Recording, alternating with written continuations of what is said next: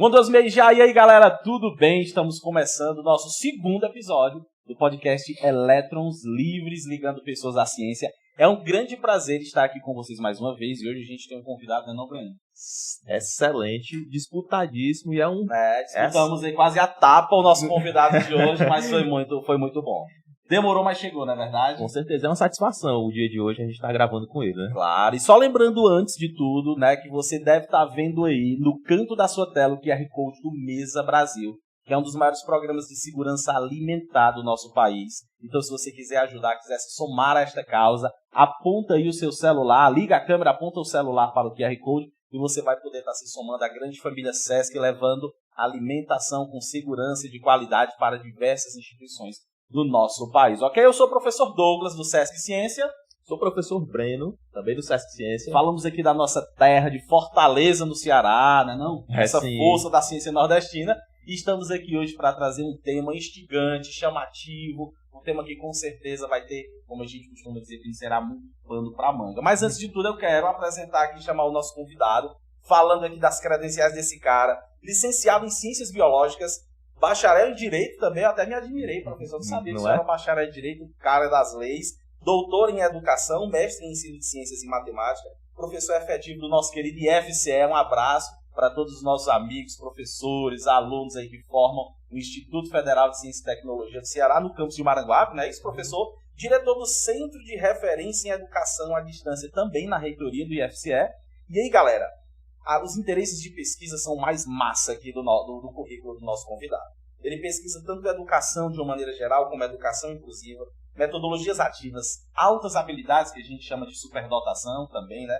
De outra forma, desenvolvimento moral e tecnologias digitais aplicáveis à educação, e é líder do grupo de pesquisa em enriquecimento escolar e promoção cognitiva. Eu estou falando em nada mais, nada menos do que o nosso querido professor Igor Paim. Professor, muito obrigado pela sua presença hoje. Eu que agradeço, é um prazer estar aqui me comunicando com vocês e com toda essa audiência, os internautas que vão assistir esse vídeo e discutir esse tema tão caro que nos atravessa, nos provoca, e nós, como educadores, temos que dar respostas a esses desafios societários contemporâneos, como é que a educação ela atende e nos ajuda a formar educadores melhores e também educandos melhores, né? Porque o nosso objetivo da educação, naquele velho objetivo da paideia grego, né, é ajudar as pessoas a se tornarem versões melhores de si mesmas.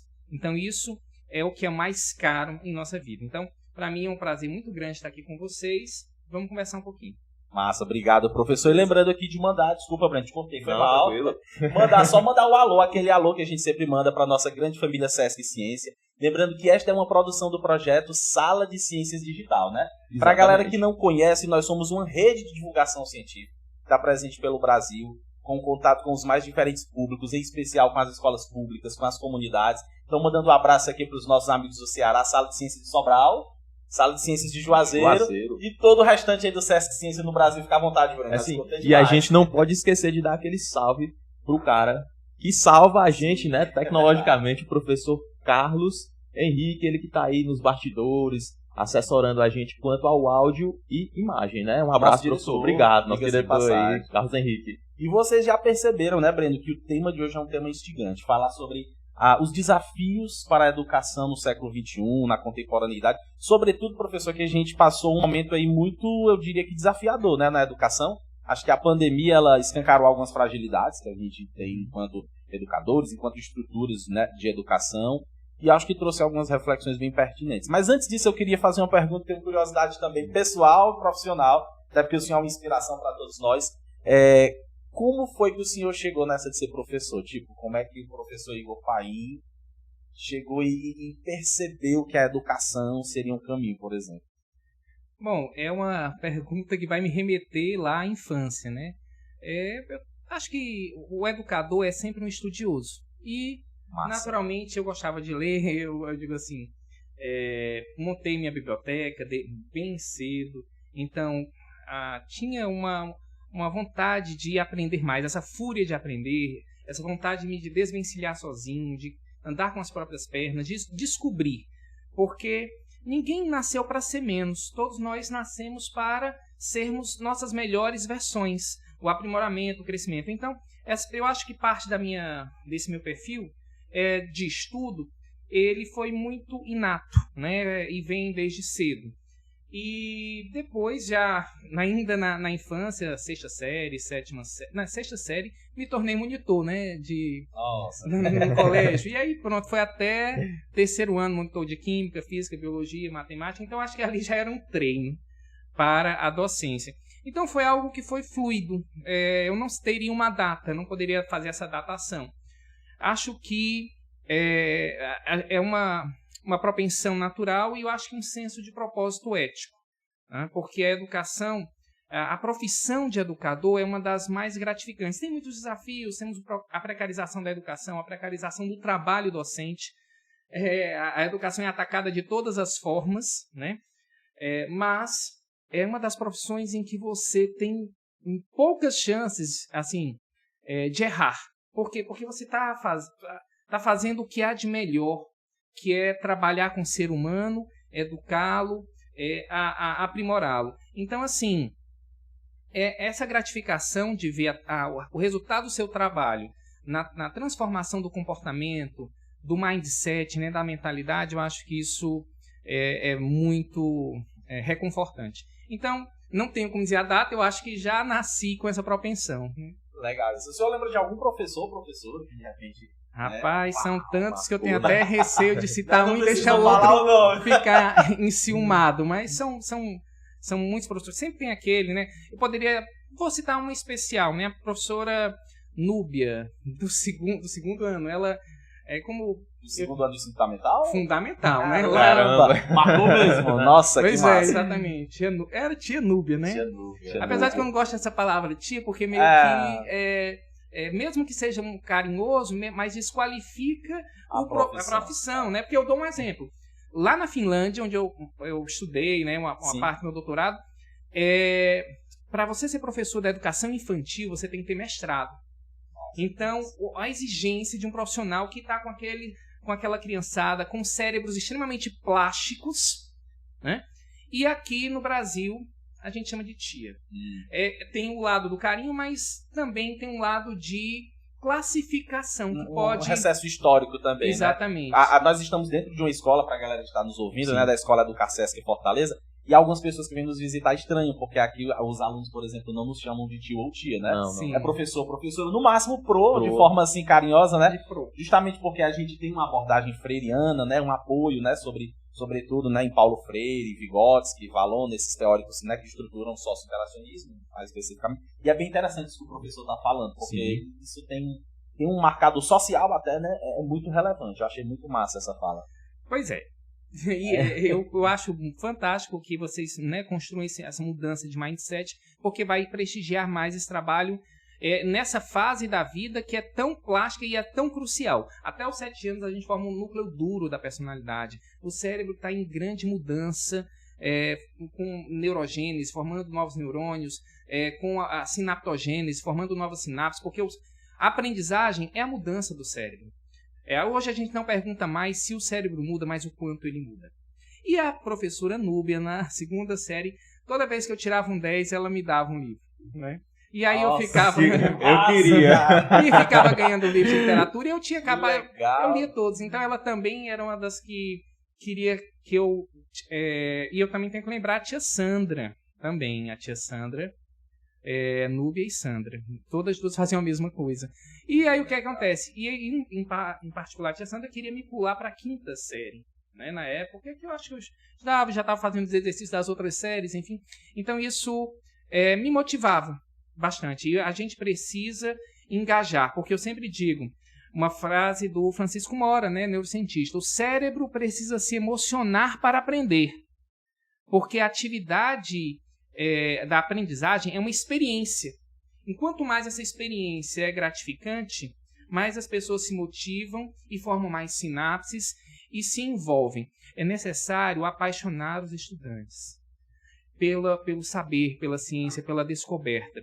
Por isso que temos que desenvolver a ludicidade em ambientes lúdicos. Eu adorei aqui o cenário aqui de vocês, né? É um ambiente culturalmente ubíquo, que o Eric Jensen, né, outro neurocientista, fala. Onde eu olho, eu posso ter um porquê. Por que isso? Por que aquilo?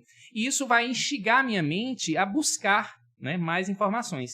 Então, isso é muito gratificante. Então, essa experiência lá na segunda série, na terceira série, dessas professoras, elas são ternas lembranças e que eu sei que impactaram muito positivamente. Então, sempre o meu muito obrigado, né? Não tenho mais contato com elas, mas o papel do educador é esse. Ele transforma vidas e essa transformação perdura por muito tempo e elas me ajudaram muito. Eu só tenho a agradecer. Excelente. E a todos os meus outros professores também que foram importantes. Excelente isso. Muito, muito legal. E gratificante também, acho que a gente ouvir isso, saber como as marcas vão sendo colocadas, é muito legal. E o que o professor estava falando me lembrou a gente tem uma brincadeira aqui, professor, de que quando a gente está muito sem assunto, acho que é difícil isso acontecer. A gente olha para algum lugar da sala, e aí puxa, às vezes rola umas ideias assim, tipo, chegar aqui de manhã, galera, qual é a cor do elétron para você? Você já parou para pensar qual a cor? Eu tenho até um livro bastante interessante, E se? Respostas científicas para perguntas inusitadas. Massa, né? Olha, diretor, já dá para botar lá, por favor, na nossa descrição. E gera até um programa, eu até estava pensando no IFC, mas a gente pode depois pensar para fazer no Sesc junto. Esse programa que você pode trazer uma pergunta, sei lá, e se a Terra parasse de girar agora? Quais seriam os fenômenos físicos, geológicos que poderiam acontecer, climáticos? Né? Massa, viu? Então, assim, aí o aluno vai vir, não, mas a Terra está com uma certa aceleração. O que aconteceria com os oceanos, com os vulcões, com as construções? Então, a partir do principal, do real, é o que o Arco de Magalhães fala, né? O problema, a dúvida, o tema está no mundo real. A gente parte desse mundo, provoca, gera inquietações que o professor tem que ser como o Sócrates era, né? Aquela mosca lá perturbando, né, a égua, né, como o Sócrates colocava, instigando, provocando, para o aluno não ficar com aquelas informações rasas, superficiais, Hoje a gente está vivendo uma era de preocupação, porque está tendo muita indigência, empobrecimento mental, muita lacração, pessoas que não deveriam pelo menos fazer o porquê sucessivo. Vou dar um exemplo. Você bota 4, 5 níveis de porquê para poder entender um tema. Por que existe muita violência no Brasil? Aí a pessoa diz assim, porque existe muita desigualdade social. E por que existe muita desigualdade social? E você vai puxando para camadas mais e mais profundas. Porque a tendência natural do ser humano é dar uma resposta rasa, né? Às vezes até o aluno, né? Se livrar daquela provocação. Mas nada é simples, tudo é complexo e é plural. Então, Arco de Magalhães sai do mundo real, vai para a provocação que vocês estão fazendo aqui, né? E volta para o mundo real com uma solução. Muito massa. Nossa, isso é incrível e até remete, acho que o Breno vai concordar comigo, a uma outra questão que a gente tem ouvido muito, né? De alguns colegas também da docência, que parece que as pessoas elas estão perdendo o gosto por aprender. E eu discordo, eu particularmente discordo dessa ideia, né? E a gente escuta muito nas escolas, né? As crianças, os jovens estão desinteressados, estão mais desinteressados. No entanto, não sei se o observa também da mesma forma, mas a gente observa que o desejo por aprender ele parece que permanece para outras questões, né? Para outras áreas, né? Por exemplo, no universo dos games, a gente tem aí hoje quase que um nicho produtor de cultura, de capital intelectual e financeiro, sobretudo, né? Que a gente visto aqui em 2016, quando a Niantic, né, publicou o Pokémon GO, eu me lembro, né, um fato clássico. Todo mundo lá no Central Park, em Nova York, as pessoas deixaram o carro na rua. A gente foi multada para procurar um Vaporeon lá no Central Park. Então, como é que a gente poderia observar, na sua opinião, esse fenômeno, né, da aprendizagem, a contemporaneidade e até essa explosão das tecnologias? Hoje a gente tem uma web aí que funciona, sobretudo, dentro de uma computação em nuvem, né, um cloud computing, que acho que extrapolou, né, aquelas amarras que nós tínhamos muitas vezes numa comunicação mais fragmentada. Rapaz, pense que pergunta complexa, mas a primeira coisa, por partes, a sociedade é tecnológica. Há uma contração do espaço e tempo. Tudo acontece muito rápido. Existe uma polifonia e uma polissemia de mensagens que nos bombardeia a todo instante. Este aqui, por isso que eu deixei aqui na mesa, tá certo? É um grande objeto de aprendizagem ou um grande distrator de atenção. Então, isso aqui é um desafio, porque o mundo aqui no celular para o aluno pode ser muito mais vibrante, colorido, instigante, e a sala de aula pode ser uma tela monocromática em slow motion, Né? Você lembra lá do Snoopy, né? Que ele falava, sim, professora, pom, pom, pom, pom, pom, pom. Né? A pessoa que é mais jovem talvez não lembre. Incrível, nossa, o Snoopy é um marco. É um marco, é um desenho fantástico.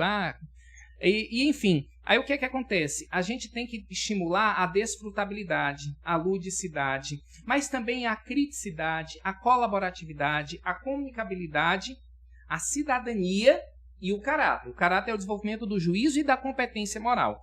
Eu estou falando dos 6 Cs, né? Que são as habilidades necessárias do século XXI. E isso precisa estar, alguns chamam de soft skills, né? Que precisam estar dentro do nosso currículo e dentro dos tempos e movimentos da escola. A escola, hoje, ela se choca nos seus limites. As paredes da escola foram pulverizadas pela internet. Então, tem gente que tem mais relação com o mundo exterior, com pessoas que ele nem conhece pelas redes sociais, né? E as redes sociais também trazem muita infelicidade. Existem pesquisas que mostram que a única rede social que traz felicidade, só tem uma, que traz felicidade, e para uma faixa etária é o WhatsApp, com pessoas em torno de 50 anos ou mais, que são os pais falando com os filhos. Caraca! Eu vou atrás e agora ele vai responder. Vou ficar Quero saber onde é que meu filho tá, né? E aí a gente tem aí muita concorrência. Então, por exemplo, um livro que tem um título forte, né? Eu concordo, que é Fábrica de Cretinos Digitais, fala do tempo de tela que causa impacto aos cérebros em formação, porque o cérebro da criança, do adolescente, é um cérebro plástico. E aí a pessoa foi capturada pelas milhões de ofertas e seduções que os recursos tecnológicos trazem. Então aqui pode potencializar a mente, mas também pode castrar a mente. E aí eu trago também uma informação. Existiu um efeito chamado efeito Flynn, do Robert Flynn, né, um cientista que em 40 países, em 40 anos e em 16 países, ele estudou, fez medição de QI, ano a ano. E o que é que ele descobriu? Se eu não me engano, até 2017, se eu não me engano, é que o QI vinha aumentando 0,3 pontos por ano, 3 pontos por década. 2017 posso estar impreciso, tá? Mas é por aí, 17, 18. O QI estava aumentando. E agora, nas últimas medições, o QI vem caindo. E por que vem caindo? O QI ele é feito de vários subtestes, né? Habilidade linguística verbal, lógica matemática, visão espacial, velocidade de processamento, poder perceptual, enfim, várias coisas. Memória de curto prazo. E o QI agora está diminuindo. E o que as pesquisas têm demonstrado os dois componentes, os subtestes do QI, que é habilidade linguística verbal e lógico-matemática, estão pontuando menos. Então as pessoas estão simplificando, empobrecendo a capacidade de entender. Poder de análise cai, poder né? de análise, porque estão lendo menos. Mas a gente lê tanta coisa assim, mas é a leitura rasa, não é a leitura profunda. Não é aquela leitura crítico-reflexiva. É aquela leitura que é instantânea e que muitas vezes leva a erros, equívocos. Então a gente tem um desafio. O professor do século nunca foi tão difícil ser professor quanto é hoje. Não tenha dúvida. Tá? Mas teve períodos difíceis com outros tipos de dificuldade, por exemplo, ditadura militar, enfim. Eram outros cenários. Mas eu digo do ponto de vista metodológico e tecnológico, porque você precisa consociar metodologia com tecnologia. Consórcio. Concerto com ser, de harmonia. Acho que essa é a melhor palavra, consociar. Realmente é isso aí. Por quê? Porque eu sempre digo, a metodologia é a alma do ensino, a tecnologia é o corpo do ensino. Um corpo sem alma não vale nada. E uma alma sem corpo não tem potência.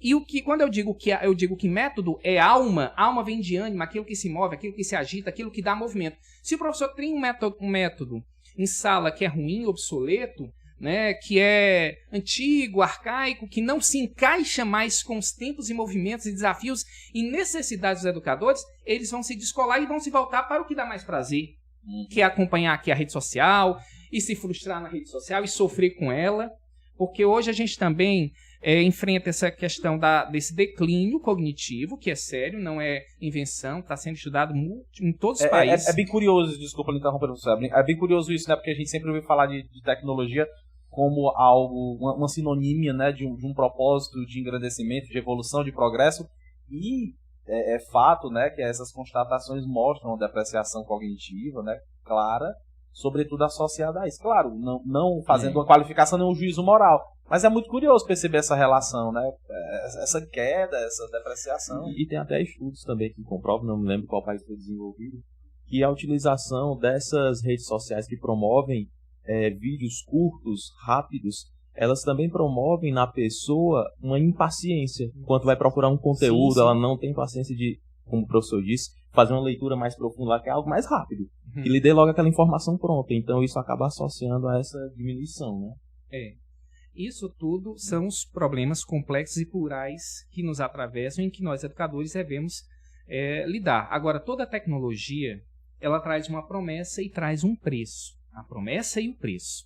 Isso tem que ficar muito claro, porque esse preço normalmente são riscos. O Rick Beck, no livro dele Sociedade e Risco, diz que nós, na sociedade pós-moderna, acumulamos riscos de toda a ordem e monta. Sociais, políticos, econômicos, ambientais, éticos e por aí vai. E ele até, infelizmente, elenca o Brasil como exemplar de sociedade de risco. Então, você saber intervir nessa sociedade que está tão atravessada por esses riscos é muito difícil. É educação, e a gente tem os riscos educacionais também. Então, assim, não tenho respostas absolutas, mas eu tenho o quê? Faróis. Você precisa investir no pensamento crítico reflexivo, reiterar o pensamento científico qualificado nas metodologias ativas que colocam o aluno no centro do processo da aprendizagem, que desenvolvem sua autonomia, faz com que ele se desvencilhe sozinho. O aluno é o alfa e o ômega do processo da educação. É para onde nós vamos, é o sentido do nosso trabalho. Então a gente precisa tornar o processo educativo uma experiência de aprendizagem desfrutável. A pessoa tem que sentir prazer. E isso só é possível se você tiver métodos renovados, revigorados, bem pensados, porque preste atenção. Um método ativo que funciona para um aluno, para uma turma, pode não funcionar para outra. Para um assunto e não para outro. Para uma matéria e não para outro. Para um turno do dia e não para outro. Esse pensamento qualitativamente diferenciado, técnico, que o professor tem, e ele é responsável pela qualidade geral do ensino, porque ele cria ambientes, ecossistemas, eu gosto da palavra ecossistema, porque ela coloca relação dentro, né? Ecossistemas e oportunidades de aprendizagem é que vão tornar a experiência educativa algo significativo, que pode mudar para melhor, né, os cérebros, porque a gente trabalha com cérebros aprendentes. Eu não quero deixar muito biológica essa coisa, mas nós somos biólogos, né? Você Nossa! A gente já mexeu com os meus brios aqui.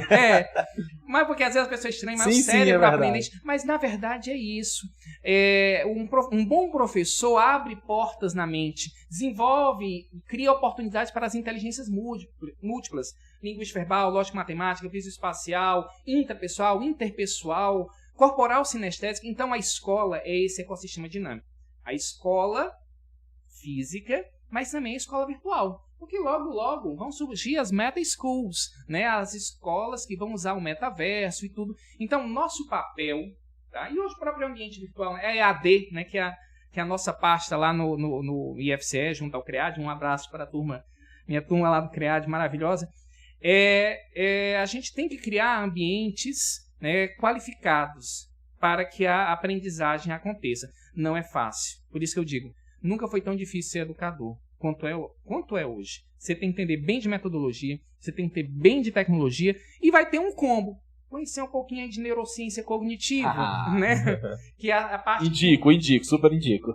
É um estudioso na Seara que fundiu a psicologia cognitiva, que é a psicologia da aprendizagem, com a neurociência, ou seja, como o cérebro aprende, como o cérebro se modifica, tá certo? Colocar também empreendedorismo, inovação, porque a gente precisa criar soluções super necessário. Né? Na Finlândia eu vi demais isso. Né? Essa parte da inovação lá é como respirar para eles. Né? E aí, só uma pergunta, professor, fiquei curioso. Nesse caso, aí os alunos têm a oportunidade, por exemplo, na Finlândia, de executar isso, é mais atitude de projeto, ou se tornar algo real, praticável. A gente tem algumas experiências, né, de escolas no Brasil que trabalham com a perspectiva do empreendedorismo, mas aí uma coisa que eu noto é que normalmente, ou dificilmente, talvez, isso se transforma em algo operável, né, operacionalizado, que realmente se transforme num ativo de valor para ser qualificado dentro daquela comunidade. Como é que isso funcionaria lá, por exemplo? assim, um dos problemas nossos aqui são ações pontuais espaçadas no tempo. Sim. Aí tem um programa, um projeto que aconteceu num ano e outro não, que foi durante algumas semanas e aí se acabou. Então, quer dizer, ações pontuais, elas não geram mudança. Por exemplo, hoje é o dia da árvore, todo mundo planta árvore. Amanhã tá todo mundo jogando lixo de novo e tal. Essas ações não fixam, porque o cérebro precisa de rotina. Tá? O cérebro precisa de repetição, de naturalizar. E ele tem que perceber que aquilo é importante. Porque um evento solto, ninguém mantém. Tá? A não ser que seja traumático ou extremamente feliz. Né? Que pode acontecer e a pessoa leva aquilo na vida toda. Mas pra gente fazer funcionar, tem que ver os exemplos de sucesso. Né? A Finlândia tem um sistema educacional, mas a Noruega também, Portugal também. Então, o que é que acontece? Eles colocaram no currículo, eles têm um metacurrículo. Além do currículo, outro currículo que corre em paralelo, baseado em aprendizagem baseada em projetos. A pedagogia de projetos, ela é a essência, né, do norte, da bússola. Eles são bussolados, né, nessa linha. Então, todas as disciplinas, elas buscam alguma materialização prática, né, usando ou aprendizagem baseada em problemas ou em projetos para o aluno construir. Então, se ele está estudando ecologia, ele vai desenvolver um aplicativo para promover a educação ambiental, ou então para fazer as pessoas criarem plantas dentro de casa. O aluno vai aprender o conteúdo e vai materializar aquilo ali. Infelizmente, no Brasil, a gente não tem como gostaria essas ações. Né? E, normalmente, quando tem na aprendizagem baseada em projetos, são projetos que, como não são expostos em audiências, eles não ganham repercussão, às vezes o aluno não se interessa. Por exemplo, em Tampere, né, na Universidade de Ciência Aplicada de Tampere, onde a gente estudou, eles têm um programa lá que é o Game Expo, que é o que acontece. Pega o curso de desenvolvimento de softwares, o aluno entra, no primeiro ano, ele já tem que desenvolver um jogo do zero. Ele faz a trilha sonora, ele faz o enredo, o roteiro, as fases, os personagens, não sei o que, tal. E aí, no final do ano, que na verdade, final do ano letivo, que é no meio do ano, porque o final do ano deles é neve, então não tem graça tirar férias. Então é no meio do ano, lá em julho, eles chamam empresas como Capcom, LucasArts, né, representantes dessas empresas. E eles apresentam jogos que os alunos desenvolveram. Ali são oportunidades de negócio. É dessas iniciativas que saiu Minecraft, que saiu Angry Birds, que são joguinhos que quem é da área vai conhecer, que são jogos finlandeses, né, que foram em parceria com universidades. Eu queria só dizer para vocês e o Breno Carlos que eu tô indo embora. Fascinado, professor. Desculpa interromper, é incrível isso. É incrível, mas você tem que dar oportunidades, porque não é só ter um projeto que seja instigante, fascinante. O aluno quer continuidade, quer desdobramento. Então, chamar as empresas para dizer que aquilo ali tem uma oportunidade, que ele vai vendo possibilidades. Por isso que eu digo, o professor não tem que ser só bom de sala de aula e bom de conteúdo, conteudista, tecnicista. Não. Isso é importante. Conteúdo, aliás, é condição sine qua non. Primeira. Nem pode ser professor se não for bom em conteúdo. Mas ele tem que ser bom em metodologia, em tecnologia e em criar ecossistemas de aprendizagem presenciais, virtuais e oportunidades de desenvolvimento, de crescimento. Isso é uma oportunidade de crescimento. Criar esses festivais, festival de vídeo. Ou seja, principalmente numa era tecnológica em que todo mundo está nas redes sociais e as pessoas querem aparecer, né, em algum nível, enfim. Então essa é um tipo de iniciativa, mas de ponta a ponta o currículo deles é atravessado por projetos e é atravessado por programas como Proacademia, que é para você, dentro do seu curso de graduação, por exemplo, aprender como desenvolver uma empresa, abrir uma empresa. Tá? Tem o Demola também, que eles juntam com empresas que vão até a universidade, né? A empresa Demola, parceria com várias universidades, né, da Finlândia. Surgiu na Finlândia, mas está na Europa toda. Ela diz assim, olha, ela chega na escola, eu trago um problema da Samsung ou da Toyota, quer fazer um braço mecânico, fazer isso aqui, tal. Lá eles não vão destacar cientistas nem contratar para resolver aqui. Vocês na universidade, tem alguma equipe de alunos boa aí para tentar encontrar soluções? Aí o professor vai, no currículo, os alunos contabilizam isso como atividade, eles desenvolvem um protótipo. Muitas vezes essas empresas entram com um aporte financeiro para dar o start, o cara desenvolve lá, faz um MVP, quer dizer, um produto minimamente viável, né? E apresenta. Quando a empresa, e tudo isso documentado, a empresa, gostei desse, vou comprar. Aí paga para os alunos, ou então os alunos pegam direitos da patente para usar. Ou seja, você vai criando rotas para que o conhecimento fique no mundo real e que traga retorno para os alunos. Por isso que o empreendedorismo é interessante demais e extremamente oportuno. Incrível, incrível. Nossa, e isso dá uma viabilidade, que é isso, né, do que a gente está falando, né? Dá sentido, né? O significado do porquê tá ali, né? Você fazer tudo isso. Professor, eu queria puxar aqui um outro assunto e até fazer uma confissão aqui, né? Eu acho que se o professor Igor Pai fosse mais desconfiado, ele devia pensar assim, acho que aquele gordinho ali é meio psicopata. Porque eu assisti as palestras do professor, queria agradecer inclusive aqui no podcast, né? É uma grande referência para mim. E aí eu me lembro que numa palestra sobre altas habilidades, que é um outro tema de estudo do professor Igor Paim, inclusive dentro de algum tempo isso foi até um modismo, né? Aquela ideia de falar sobre os superdotados. A gente conhecia muito os superdotados, eu digo brincando, quando eu vou falar sobre isso, a gente conhecia os superdotados do Gugu, né? As crianças que memorizavam todas as capitais do Brasil e do mundo e tal. E uma coisa que eu me lembro que causou um certo, eu não sei se desconforto ou admiração em algumas pessoas, foi numa palestra, eu estava sentado do lado de alguns colegas professores, e aí o professor Igor falando justamente, vocês sabiam que existem outras inteligências, né? Tipo, agora nós estamos falando para quem está nos assistindo aí no YouTube, né? Logo depois da derrota do Brasil na Copa do Mundo de 2022, acontece, e aí o professor falava assim, o Neymar é alguém que é considerado uma pessoa com altas habilidades, né? Acima da média.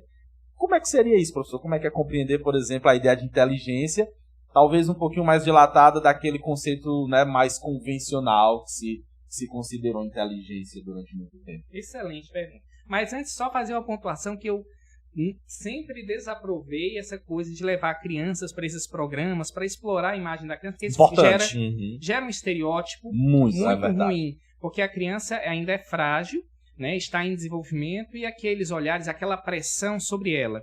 Porque a primeira coisa, o que é o superdotado? É alguém que tem 3 grandes características segundo a teoria do Ranzulli, certo? Joseph Ranzulli, que é um dos maiores pesquisadores, vai ter uma palestra dele se não me engano, dia 19, né? Pelo MIT. Mas é o seguinte, 3 anéis. O cara tem que ter elevado desempenho em alguma área do conhecimento ou capacidade humana, que pode ser, quando você citou a questão do Neymar, a inteligência corporal sinestésica. Mas praticamente todo esportista de alta performance, esse que está na ponta, ele tem uma tendência muito grande de ser um superdotado corporal sinestésico, certo? Agora, não basta apenas ter um elevado desempenho, precisa também ter um elevado nível de dedicação à tarefa. Né? O segundo anel do Ranzulli.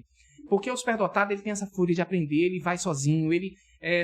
Engraçado, e isso quebra um pouco aquela ideia de que parece que isso é um inatismo puro, né? O indivíduo nasce assim e ele sempre é assim porque é a ideia da dedicação. É a dedicação, porque também você pode, depois eu posso dizer que tem níveis de superdotação, segundo outros autores, né? Como levemente, moderadamente, altamente, profundamente, superdotado, o hiperdotado, né? Que, enfim, alguns... aquela série The Big Bang Theory, o Sheldon Cooper é um hiperdotado ou profundamente superdotado quando eu uso o critério QI. Mas o QI, veja bem, o QI, ele não dá falso negativo, ou ele não dá falso positivo, ele pode dar falso negativo. Quer dizer o seguinte, se o teste QI você fizer e disser sim, você é superdotado, sim, você é. Se ele disser que você não é, pode ser que você seja no que o teste não pode medir. Porque eu não sei se Beethoven, né, o maior músico, né, na minha opinião, de todos os tempos, né, rivalizando ali com Mozart, ele teria um QI acima de 130 pontos. Desconfio muito que sim, porque 130 pontos, se eu usar esse teste psicométrico, é o marco para considerar o primeiro nível de superdotação. Tá? Mas hoje, a gente, se analisar só instrumentos psicométricos, você coloca muita gente fora, porque você não considera as inteligências múltiplas. O teste de QI mede bem a habilidade linguística verbal, lógico-matemática, certo? E visoespacial. Ele foi feito para isso. Seja o VISC 4, o VAIS 3, a escala Vexel de inteligência para crianças, 4ª edição, ou a escala Vexel de inteligência para adultos, ou o G36, G38, o R1, são vários, que alguns são não verbais e outros têm habilidade verbal. O melhor é o VISC 4 e o VAIS 3. Né? Então, o que é mais completo? Então, só pontuar deixaria muita gente fora. Por isso que o Neymar, ele poderia não ter um QI acima de 130 pontos, ou ele qualquer outro, né? Não estou dizendo que não tem, mas estou dizendo assim que eu não sei, porque eu tenho que aplicar o teste para saber. Mas quando eu analiso aspectos comportamentais, eu já posso fazer a consideração de que ele é superdotado por outras evidências. Por isso que a teoria hoje, triádica, né, da superdotação, que vê Elevado desempenho mensurável por vários parâmetros, e não só teste de inteligência. Elevado nível de dedicação à tarefa. E o terceiro anel, criatividade ou pensamento divergente. Capacidade de você encontrar soluções diferentes para os mesmos ou velhos problemas. Exemplo, eu posso pegar aqui, vamos pegar a superdotação musical. Posso pegar 2 pessoas. Tá? Vou usar uma classificação um pouco mais antiga de Gagné sobre talento. Talento é habilidade treinada para Gagné. Certo, François Gagné? O que é que ele diz assim? Ó, uma pessoa que treina, se torna exímio numa habilidade, tá certo? Como tocar piano. Estudou muitos anos e toca divinamente bem. E eu posso pegar um superdotado também para colocar tocando piano, tá certo? Só um parênteses. Há quem considere hoje talento e superdotação a mesma coisa. Eu estou fazendo uma diferenciação aqui, tá? De conceito, para poder dar um exemplo.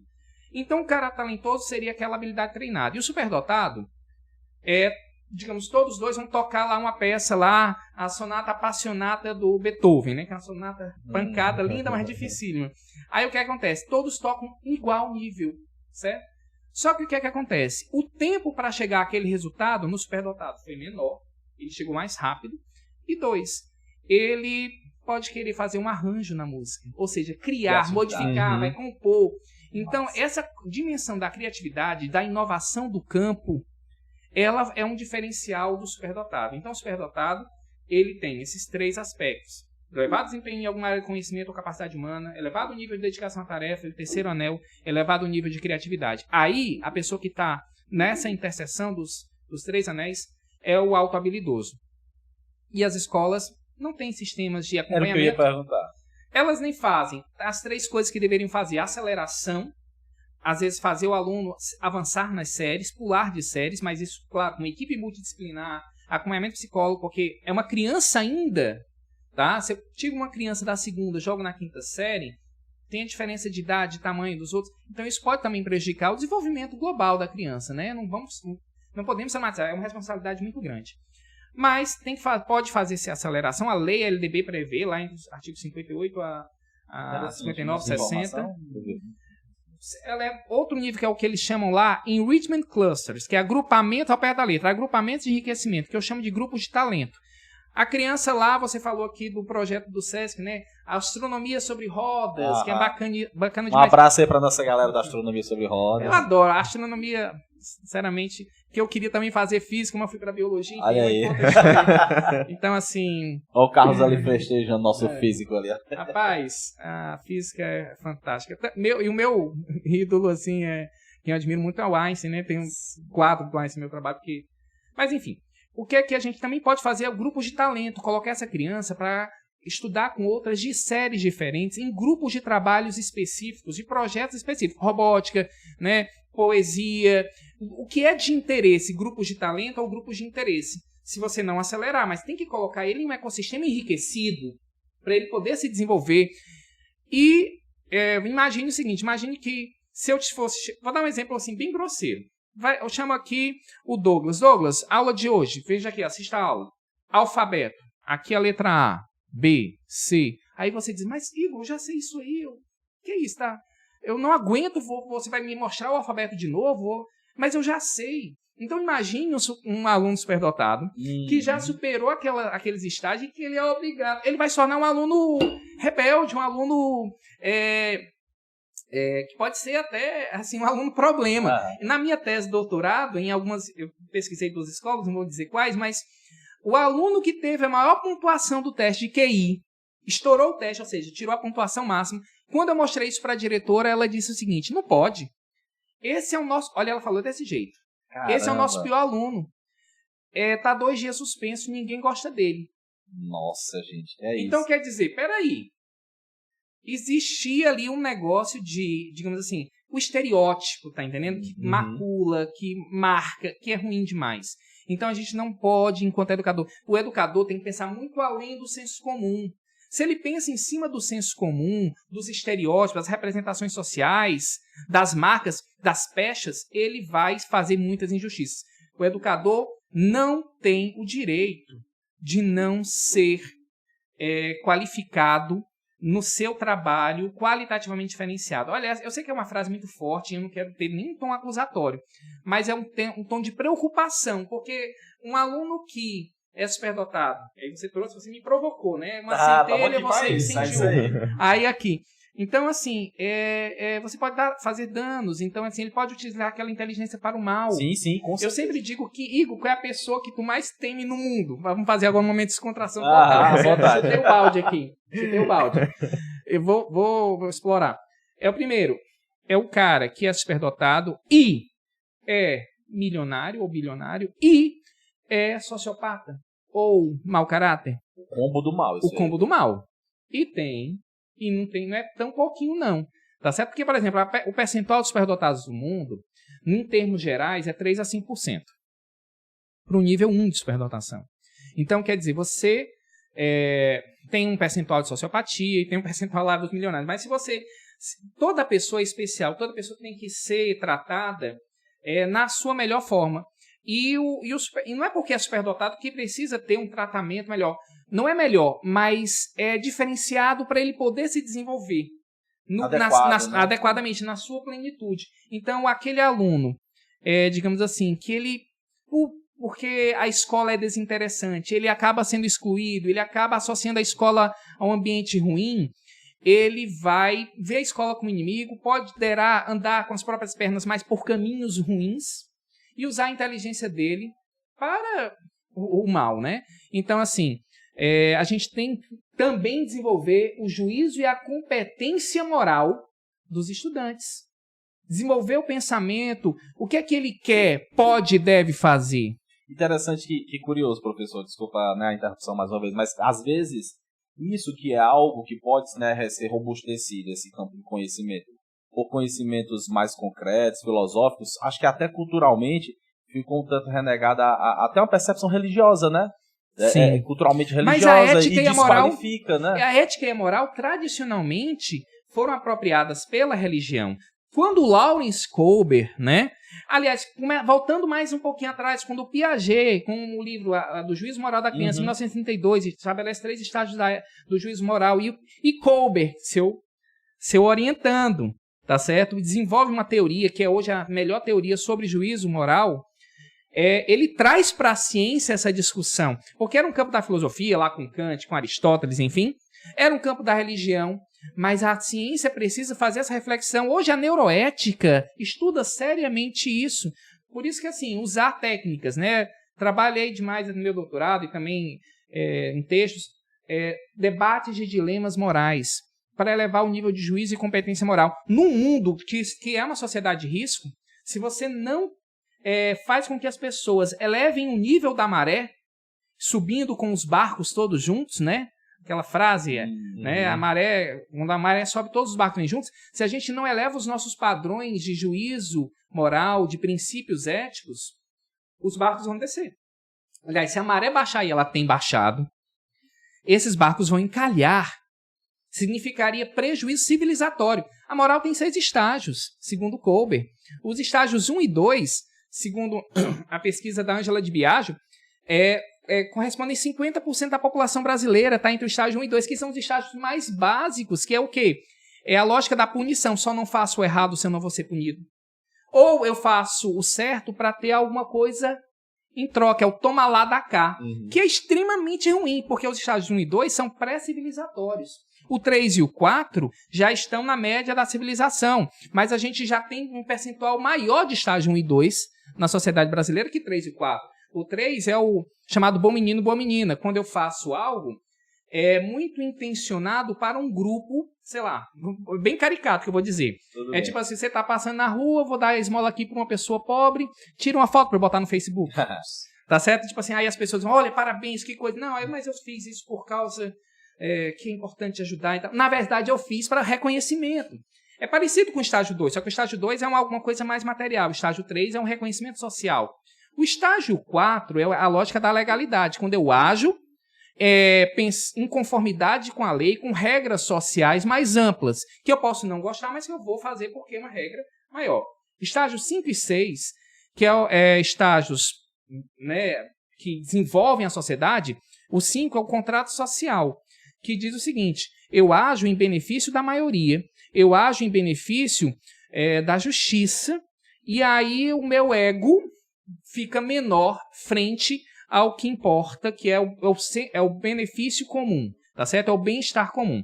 O estágio 6, mais raro. Lógica kantiana, deontológica, principiológica, baseado em 2 princípios fundamentais, justiça e dignidade humana. Quando eu ajo pensando na dignidade da criatura humana, que aí pode não ser a maioria, porque o estágio 5 estava pensando sempre na maioria, mas agora eu vou pensar em minorias, em grupos de risco e tal.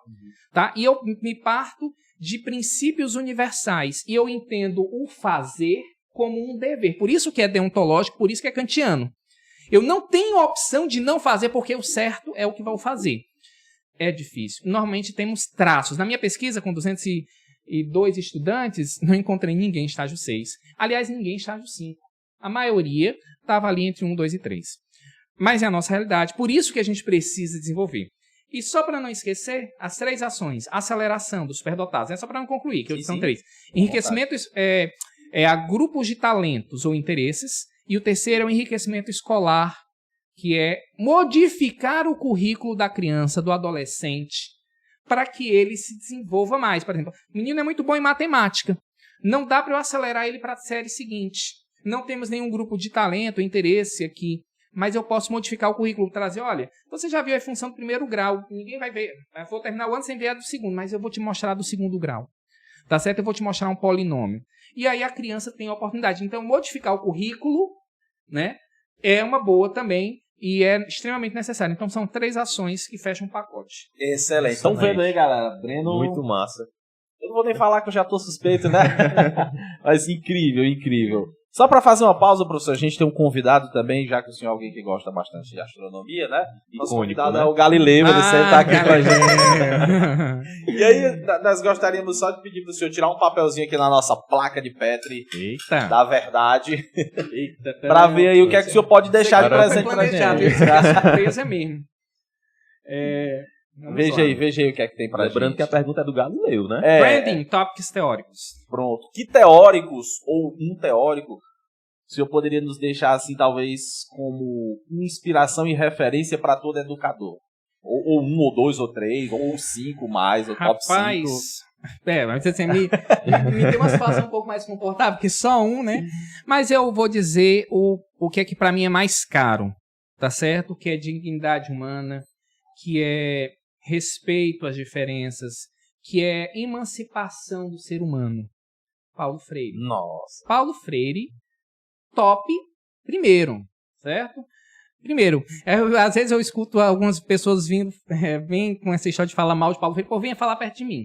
Para você poder debater aqui comigo, porque só falar assim sem ter o direito da resposta, então, é quem mais me inspira. No meu doutorado, parte dele na Finlândia, lá tem um Instituto Paulo Freire, na cidade de Tampere. Poxa vida, é um cara extraordinário, sensacional.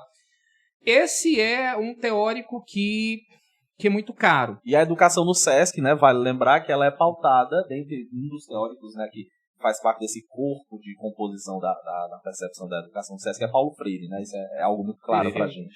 Agora, se você... Igor, vamos diversificar a carteira, eu quero pontos mais específicos. Se quiser estudar sobre superdotação, Joseph Ranzulli, Ellen Wiener, né? Teórico das inteligências, Howard Gardner, né? Com certeza. Você quiser analisar a neurociência, Francisco Mora, Eric Jensen, tá certo? Quer estudar memória? Eric Kandel, né? Que é outro Eric, né? Então, assim, a gente aqui...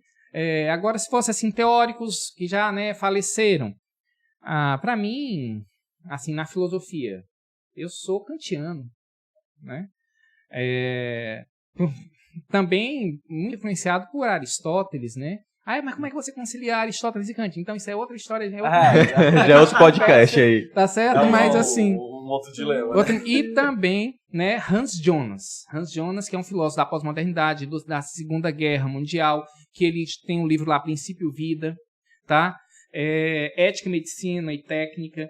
Mas um livro, e o Princípio e Responsabilidade foi um dos livros que mais modificou. Que, aliás, Hans Jonas critica Kant, que a ética do Kant é antropológica. Melhor dizendo, desculpa, antropocêntrica, tá?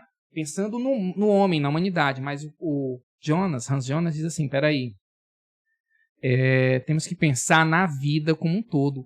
E em cima da responsabilidade. A ética tem que ser baseada no princípio de responsabilidade, principalmente das gerações que não nasceram. Eu tenho que estar pensando nas pessoas que vão nascer no ano de 2050.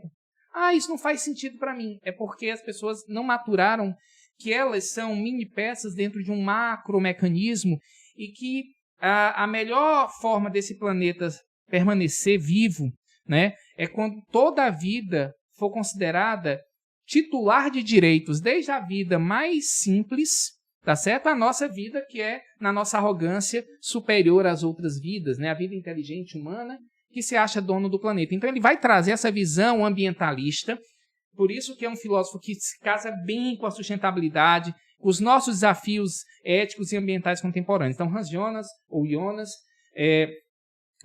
tem um grupo também, né? Também um abraço aí para os meus amigos lá do GT, que eu sou vice-líder junto com o professor, o nosso professor, o Flávio Moreira Gonçalves, né? Que é o líder do GT, e a gente estuda muito Hans Jonas no GT, e é um filósofo que me influenciou demais. Então, assim, também já falecido. Então, eu falei alguns que já faleceram. Eu falei demais, né? Não, tá ótimo. Porque você pedir para professor dar referência você entrar na caverna do dragão. Ninguém encontra saída mais. E lembrando, Douglas, todos esses livros aí vão ficar como dicas de leitura na descrição do vídeo. Vai colocar todas as referências, né? É sempre importante porque sempre que a gente fala alguma coisa, o pessoal pede, né? O nome desse autor e o livro tal, e a gente sempre, né? Até porque a ideia é essa, é fazer a informação chegar, né? Ventilar. E isso é o que é importante. Isso é que é o papel do professor. Tá certo? O professor, ele vê o ser humano para além de qualquer máscara, título. O professor de verdade.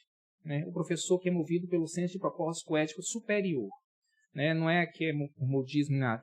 É o cara que quer ajudar os seres humanos a se tornarem as suas melhores versões de si mesmos. Esse é o grande desafio. Né? E como puxando lá Píndaro, né? Píndaro, lá 2400 a.C. Torna-te quem tu és. Esse é um grande desafio. Aí eu digo, torna-te quem tu és, aí junto com paideia, e seja a melhor versão de si mesmo. Hoje é um desafio para essa sociedade que é tão dependente dos likes, né, que é tão frágil, que é chamada de... Olha, a sociedade é chamada sociedade do espetáculo, sociedade do desperdício, do consumo, era dos distraídos, era dos atrasados, está tudo ligado a esse nível, essa vida frenética e irrefletida. E o Sócrates já dizia, a vida irrefletida não vale a pena ser vivida. A gente tem que parar, refletir, desacelerar e pensar o que é essencial, diferente do que é fundamental. O essencial é o que não pode não ser, o que tem que ser, que é obrigatório. Felicidade, lealdade, amorosidade, simplicidade, caridade. Isso é essencial. Fundamental é o que é o acessório, segue o principal. As posses, parece até discurso piegas, né? Mas eu penso assim mesmo, viu? As posses, o status, enfim, aquilo que é mais material. Então, assim, o fundamental é importante, mas quando você troca o acessório, troca o principal pelo acessório, você entra no beco sem saída e você vai se tornar frustrado. Porque a gente precisa ter significado à vida. As pessoas estão meio desbussoladas, sem GPS existencial, buscando prazeres imediatos que não geram completude. Daí maiores índices de depressão, de suicídio, muitas vezes. Tá certo? A gente precisa ter significado. E o significado a gente vai encontrar quando a gente vai ao encontro do outro. Quando a gente faz o bem. Nietzsche dizia, os dias mais felizes da minha vida foram aqueles em que eu não pensei em mim. Isso é muito significativo. Nem um filósofo da diferença. Então a gente tem que pensar, filosofia sempre nos torna pensadores melhores. Sempre nos tiram do lugar comum. E hoje a gente precisa de muita ciência e muita filosofia boa. Tá certo? Não é essa rasa e essa da lacração, que as pessoas estão nesse ritmo de não pensar e só de sentir, só de ter prazer imediato. São riscos éticos. Nós, enquanto educadores, e talvez, como o Bauman coloca, né? Bauman, se fosse dar exemplo, tem mais de 40 livros, a gente nem consegue dar exemplo. O Bauman, inclusive, é padrinho da nossa escola de ensino médio lá no Rio, né? Da escola de ensino médio do Sesc.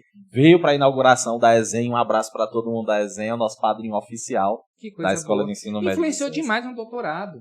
né, ele diz que o papel da escola é desenvolver a responsabilidade pelos atos das pessoas, que ninguém quer se responsabilizar pelos seus atos. Né? A gente se escandaliza com o erro do outro, mas quando é com o nosso erro, não, se minimiza. E lidar com as ambivalências da vida, os desafios diariamente fabricados, porque tudo muda, né? Heráclito lá da Grécia Antiga, tudo muda, o rio que você entra não é mais o mesmo quando você entra 2 vezes. E esse mundo da inconstância, a gente tem que mostrar o que é essencial, o que é constante, certo? Então, Bauman diz, temos que ensinar para assumir responsabilidades, se associando lá ao Hans Jonas, né? Do princípio de responsabilidade. Lidar com essas diferenças, lidar com a diversidade, lidar com os riscos e com as ambivalências que nos provocam, porque o mundo é muito frenético. E se a gente não tiver centralidade e uma paz interior, né? E brincando aqui, não é o lado Paul do... Meu Deus do céu, desculpa. Não, estraguei, né, o desfecho. Nada. Mas a gente tem que ter uma paz, um equilíbrio interior, uma serenidade, uma criticidade para entender esse turbilhão que a gente está envolvido. Senão a gente é sucumbido, a gente é absorvido e a gente é destruído nesse movimento. Tá certo? Então, cuidemos com a fragilização e a fragmentação do ego. Cuidemos do nosso processo de subjetivação. E a gente cuida isso quando a gente lê, pensa, discute em alto nível, certo? Reflete.